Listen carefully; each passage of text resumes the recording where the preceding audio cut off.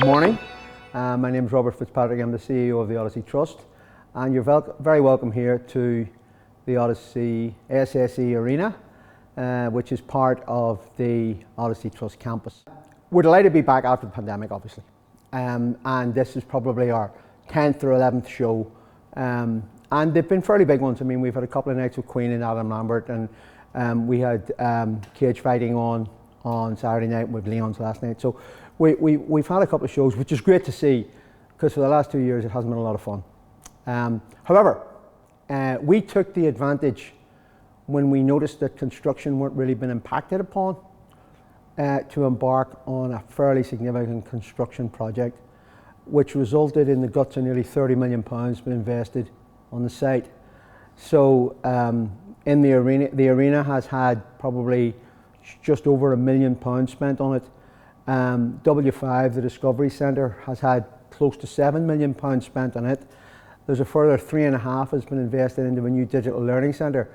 But the biggest spend has come on the Pavilion, where there was best part of £22 million spent. It's anchored by Cineworld, Hollywood Bowl. It's got a host of restaurants now queued up to come and open.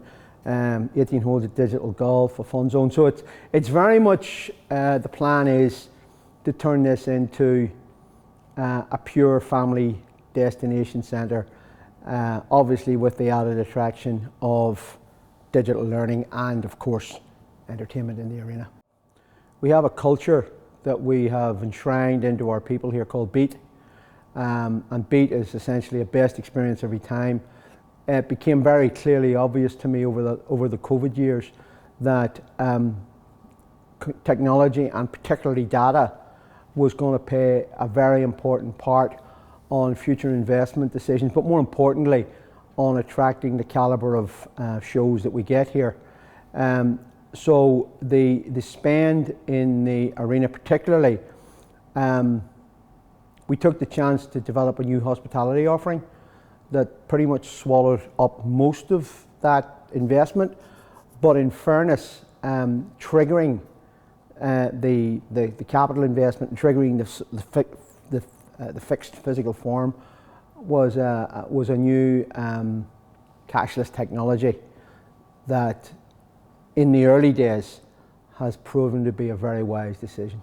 Well, I mean, this building's 22 years old, and it's typical, American arena, outward-facing concourse. And whilst it has served the building well, customer demands, customer experience is rapidly and has rapidly changed. There's been an expectation now where the tolerance for queues and the tolerance for poor or warm beer and the tolerance for burgers and all that sort of stuff that aren't cooked isn't going to last. So we've had to take a hard look at ourselves, and we've come up with a combination of festival-style service and internal sort of bar service.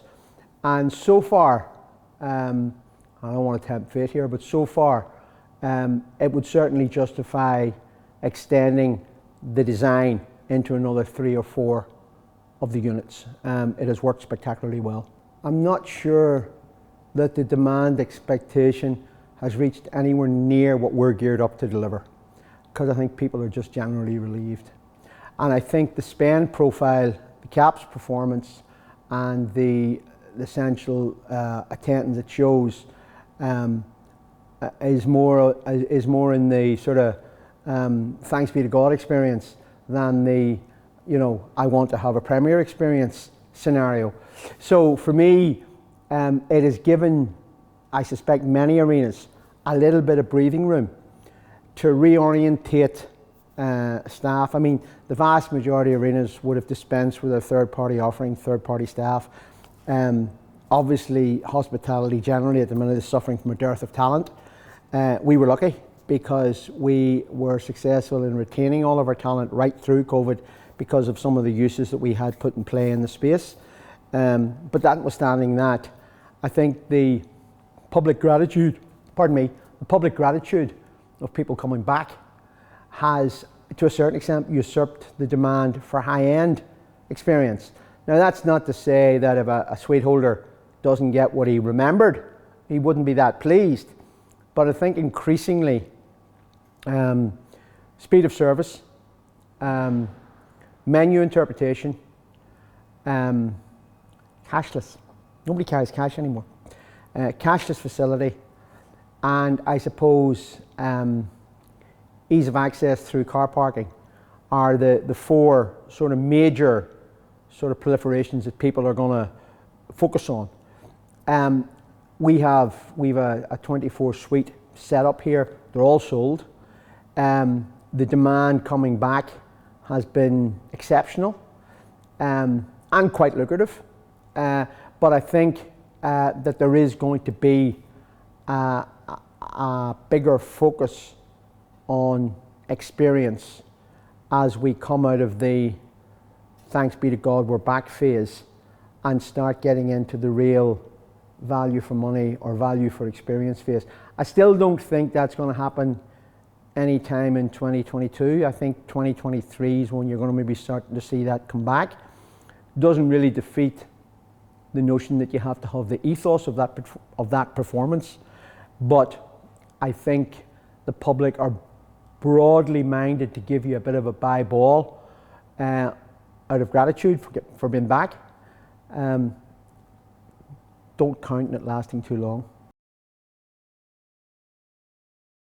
Well, I mean, EAA traditionally would have been just a knowledge sharing organisation, and at the start of COVID, myself and Olivier Toth, who's my counterpart in Luxembourg, founded ARA, which was the Resilience Alliance, Arena Resilience Alliance, and we very clearly ascertained that the built environment for entertainment in Europe had no presence within European governance.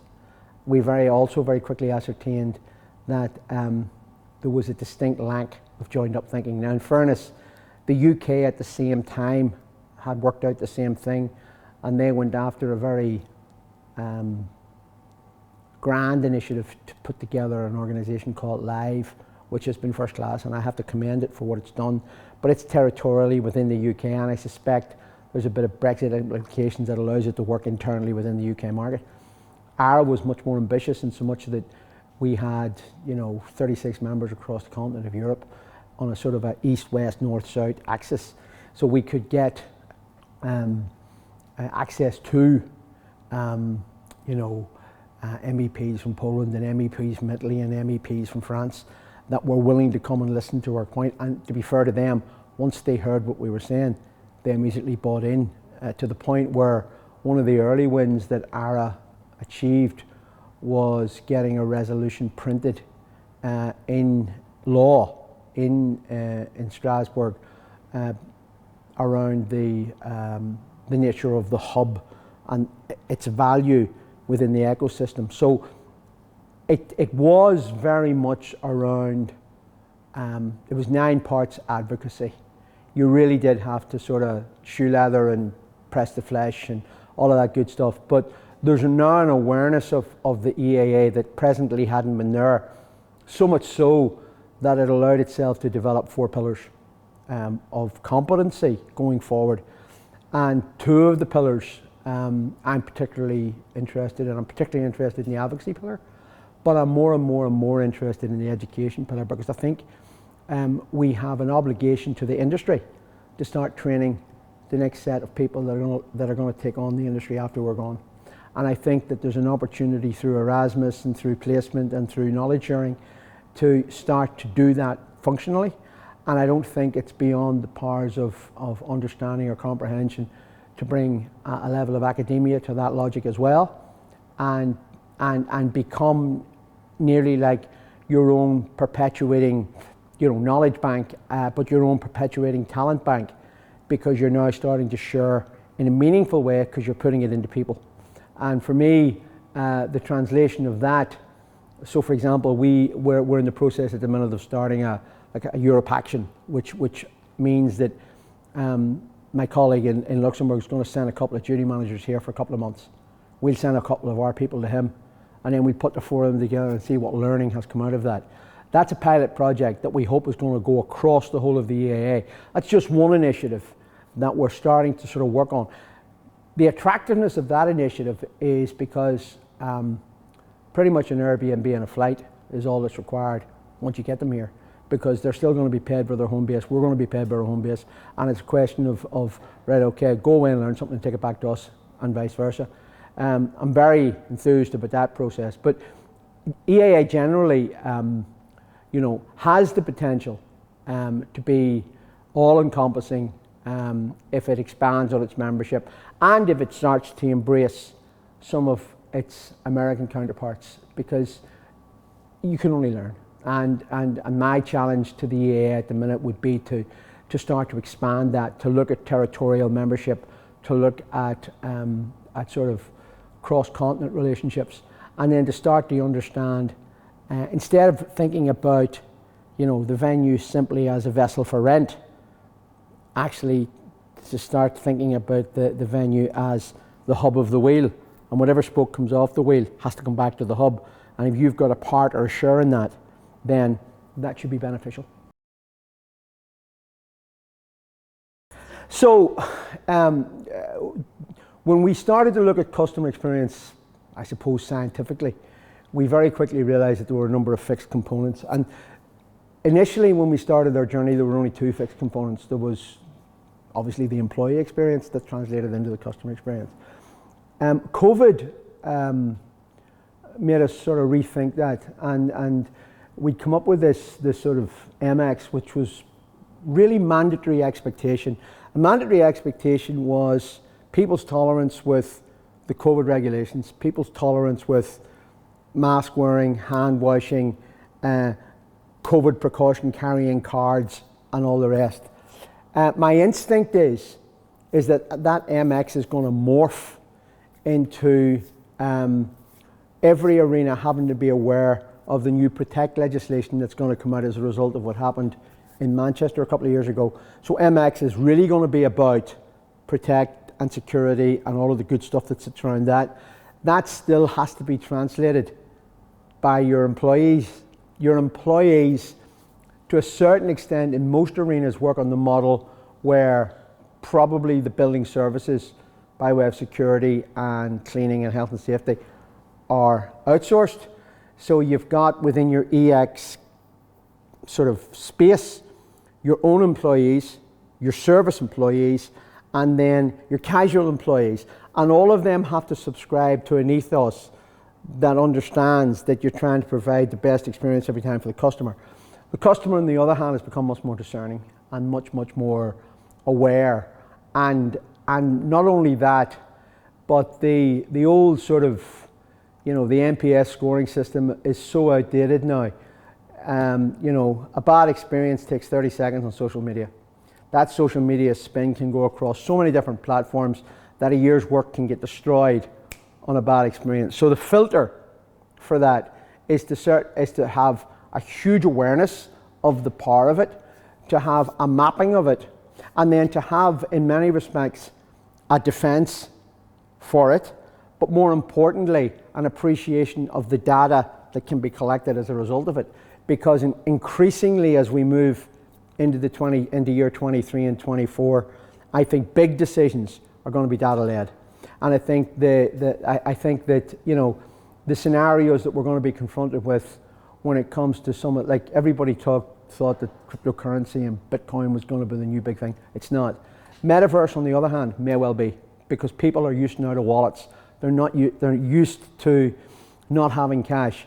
I remember at an ILMC conference 4 or 5 years ago, saying to the audience that we needed to really start to think about, the fact that people were going to pay money in the future to look at avatars, and I got laughed at and sort of said that'll never happen.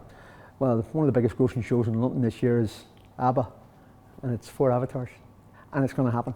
So the trend analysis that's going to come out of data evolution is going to be something that the industry hasn't been used to before, because the separation between the venue and the promoter and the agent and the manager and the band has always been quite siloed. That has to change. That has to change for all of us if we're going to continue to make the experience affordable and, more importantly, experiential. Well, I think value for money coming out of the recession, we're not in it yet, but we are going to do it. And I think people are going to become much more discerning again about what they perceive as value. And I think that value is going to be driven by experience. I don't think it's going to be enough for you to elicit an extra percentage on a ticket or an extra percentage on a food service simply because it's the Kings of Leon or Queen or whatever the case may be. I think that you're going to have a well-honed experience that treats the customer individually.